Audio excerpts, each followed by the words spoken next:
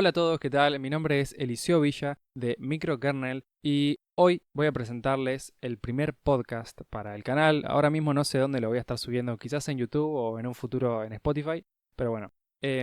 Básicamente lo que voy a tratar en este podcast va a ser la historia de la computación y por qué elegí este título, ¿no? Este tema. Más que nada porque ahora se está poniendo muy en auge todo lo que es la inteligencia artificial o bueno, en su momento la computación cuántica, que se está avanzando mucho en la época, pero quizás está bueno aprender un poco de dónde surgieron las primeras computadoras, quiénes fueron las primeras empresas, toda la competencia que había antes, las empresas que quizás ya no existen y que en su momento fueron muy fuertes, o más que nada los primeros inventos, ¿no? A alguien se le tuvo que haber ocurrido crear una computadora, aunque hoy lo tengamos súper asimilado en las que tengamos de escritorio, en las notebooks, hasta los celulares. Hoy en día todo es una computadora con distintos tipos de interfaz. Un auto te diría que es más parecido a una computadora que un auto.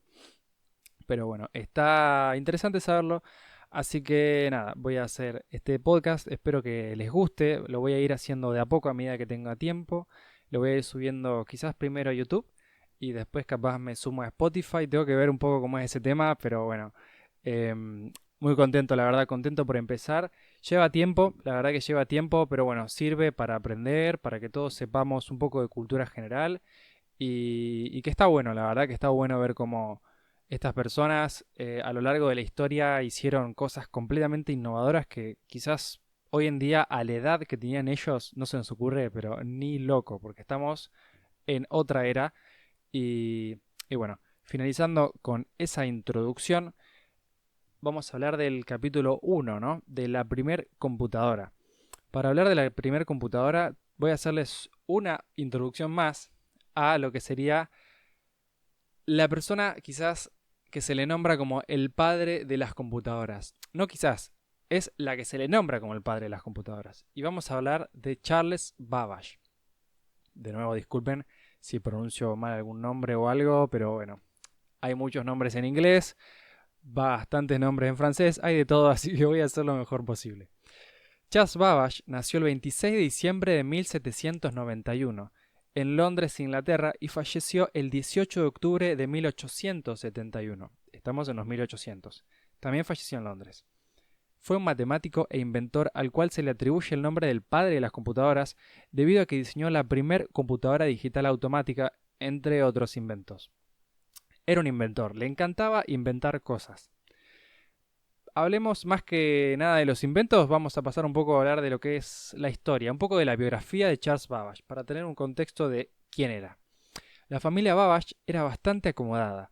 Charles tenía tutores privados y fue enviado a las mejores escuelas, incluidas Exeter, Enfield, Totnes y Oxford, antes de finalmente ingresar al Trinity College en Cambridge de 1810.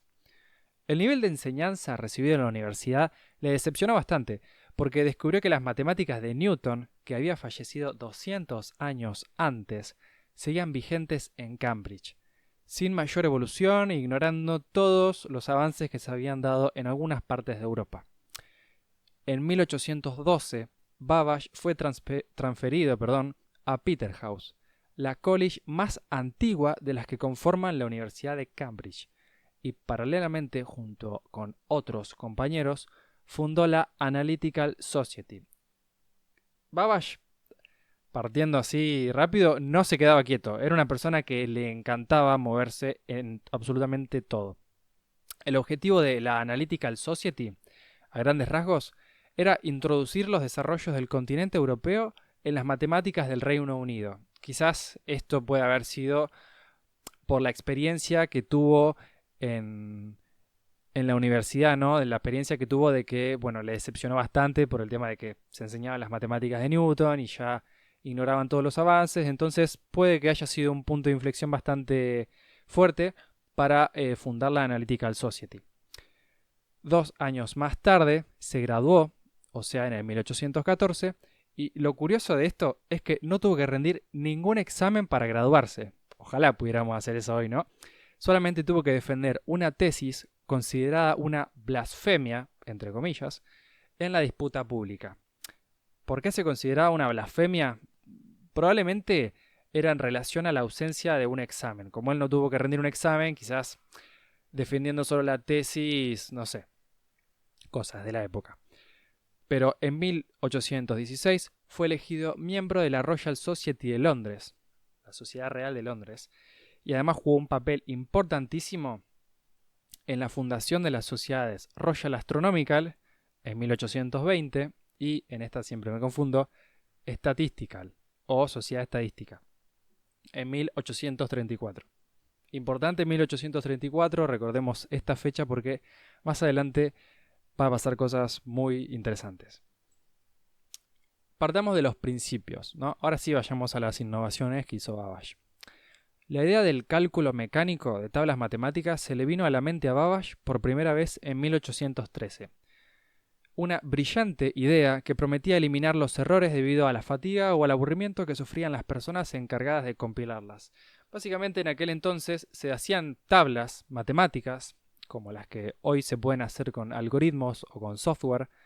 En aquel entonces había personas que las tenían que hacer a mano y eran decimales muy grandes, tablas muy pesadas que te podías confundir por la fatiga, por el cansancio de hacer todas esas tablas, por los cálculos complicados, podía haber errores y no es que esas tablas se usaban para una receta de cocina. O sea, esas tablas probablemente se usaban para definir, por ejemplo, cosas de astronomía, cosas marítimas. Eran importantes los objetivos que tenían esas tablas y no podían tener errores. Entonces, ahí se le vino la idea de crear una calculadora para que haga esas tablas automáticamente. 3 factores parecieran haberlo motivado. El primero, el rechazo al desorden. Crear estas tablas quizás genera un poco de desorden porque eran muchas hojas en ese momento, no era una hoja 4 nada más, eran muchísimas hojas, había que pensar muchísimo, estar muy atento, se desordenaba todo, entonces a él no le gustaba el desorden. Entonces ahí tiene un punto por el cual quiso crear esta máquina. El segundo punto era su conocimiento de tablas logarítmicas. Y el tercer punto eran los trabajos de las máquinas calculadoras realizadas por Blaise Pascal y Gottfried Leibniz, siglos antes. Babbage se dispuso a construir una máquina calculadora infalible, impulsada obviamente en aquella época por vapor o manivela, que calcularía e imprimiría tablas matemáticas de manera similar al telar Jacquard. No sé si se pronuncia bien así, ya saben, cualquier corrección me la pueden hacer después en los comentarios. Jacquard era la máquina de tejer automática que se accionaba a mano y se programaba mediante instrucciones entregadas por tarjetas perforadas.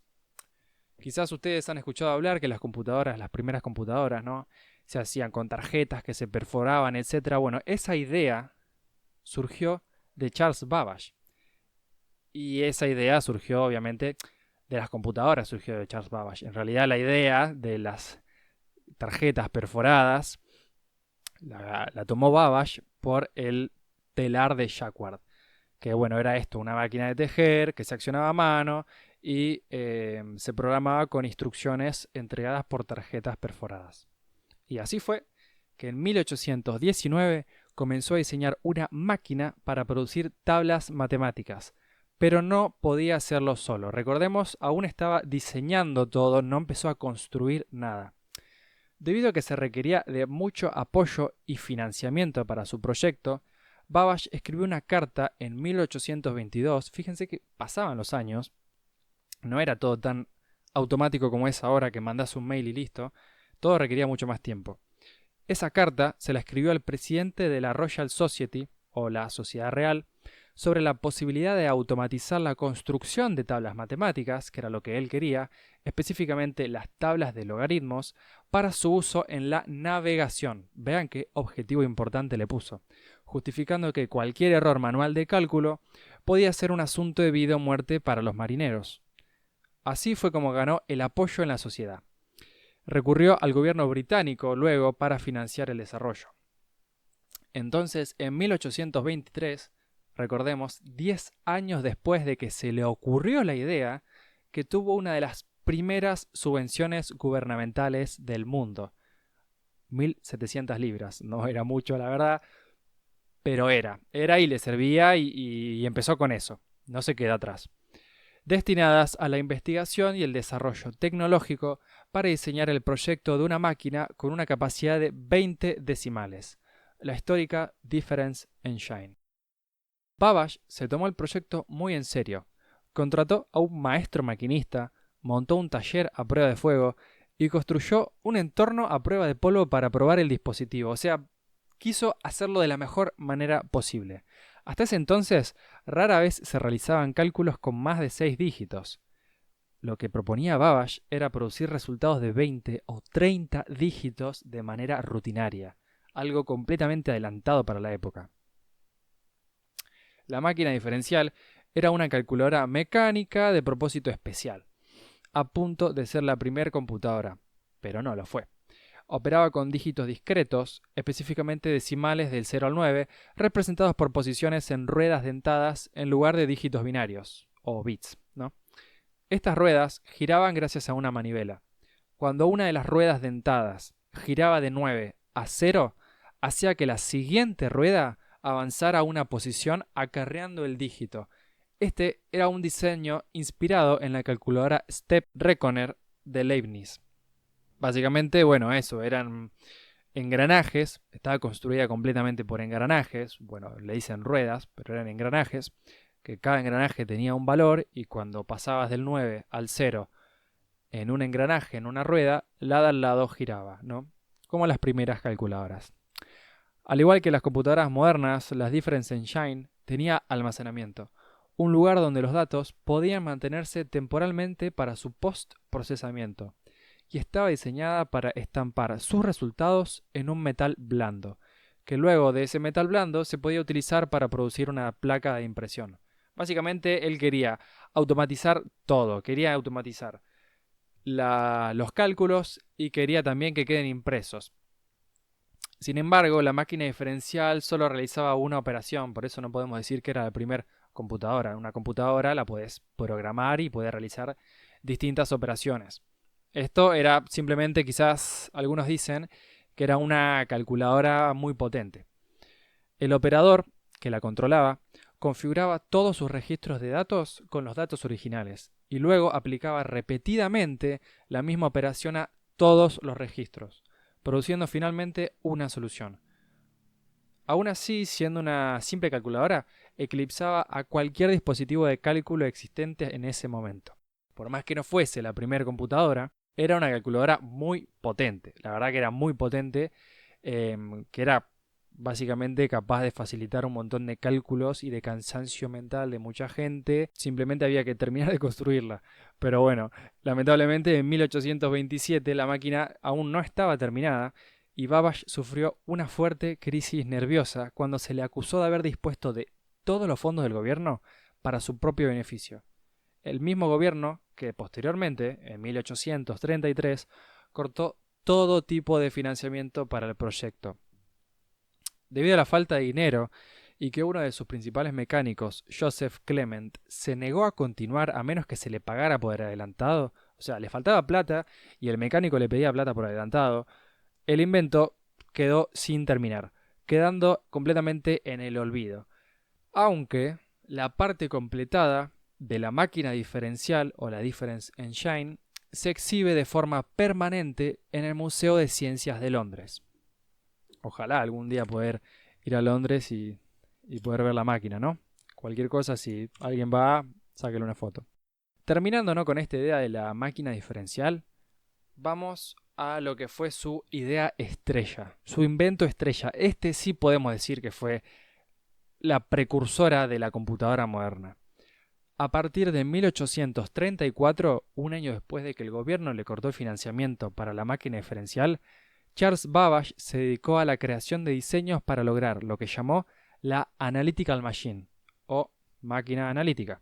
El objetivo de esta máquina era ejecutar cualquier operación partiendo de unas instrucciones programables. No hay evidencia de que alguien antes que Babbage hubiera concebido un dispositivo de este tipo, y mucho menos intentado construir uno. Así que la verdad, iba de invento en invento, Babbage, la verdad, con un completo visionario para la época.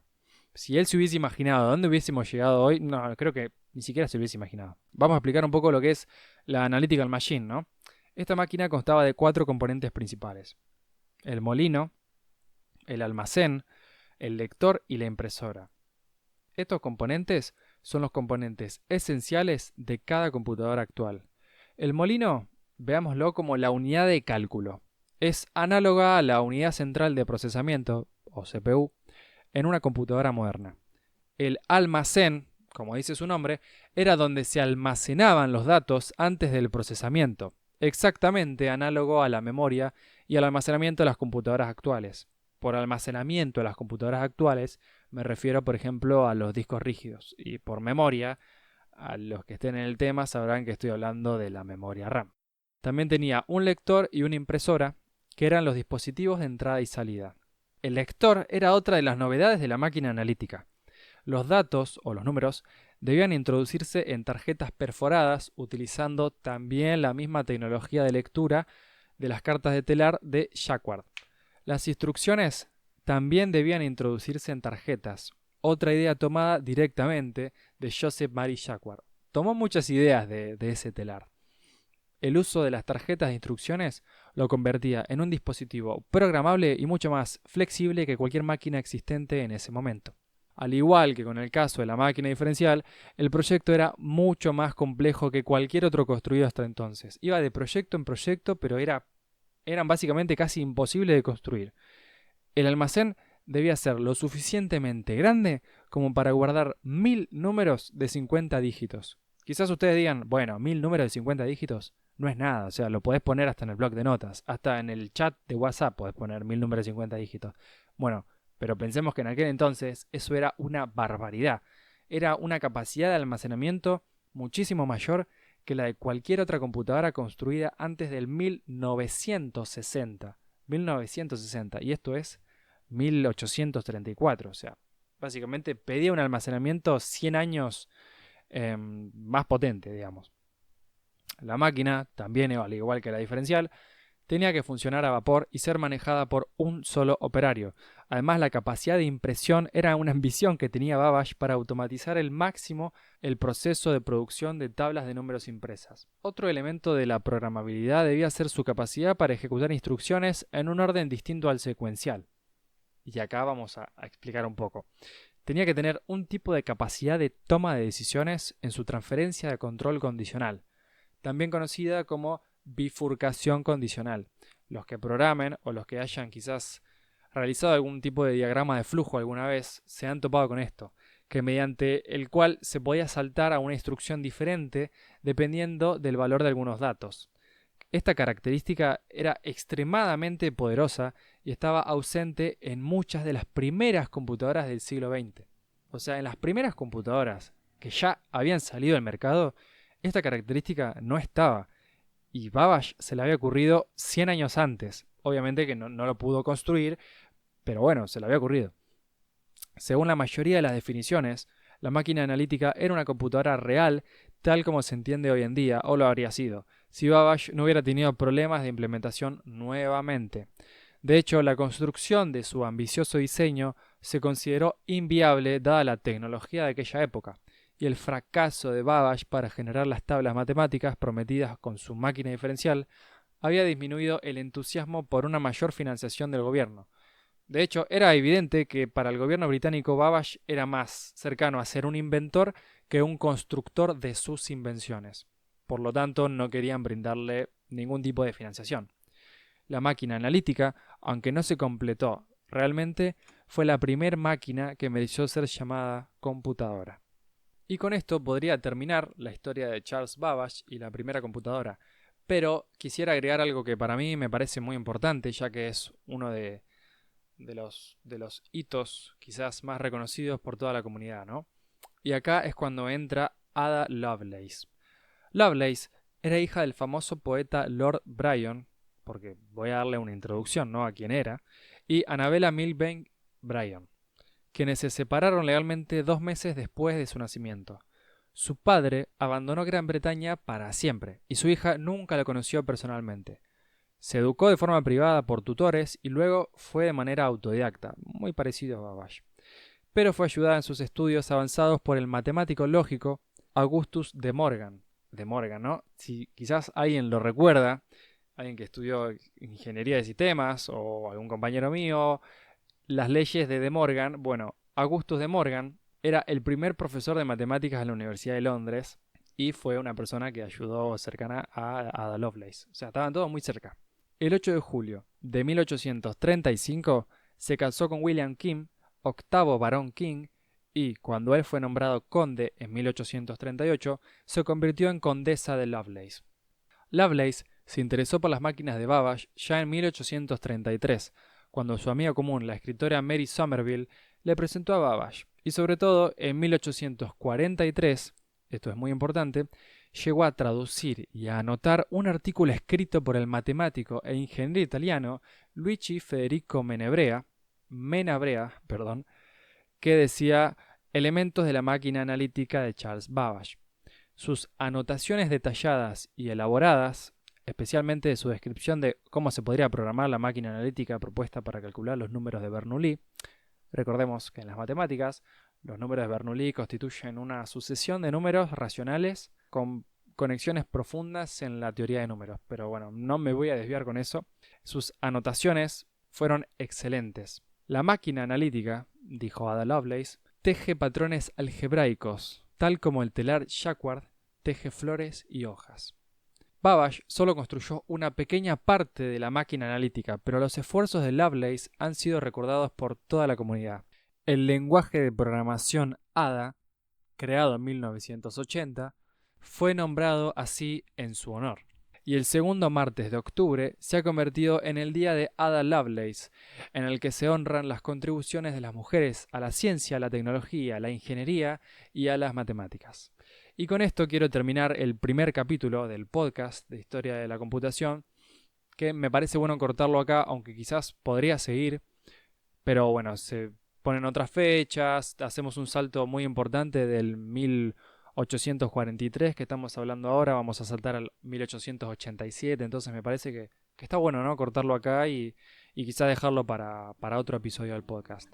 Bueno, coméntenme, no le comenten a nadie, coméntenme a mí, qué les pareció, si les gustó, si podría mejorar en algo, si se les hizo muy largo, muy corto, si hubiesen agregado algo o quizás quitado algo, todo, la verdad que todo contribuye, todo me sirve a mí para progresar. Voy a estar subiendo esto en YouTube, posteriormente en Spotify. Les agradezco a todos por haber llegado hasta acá, si llegaron hasta acá.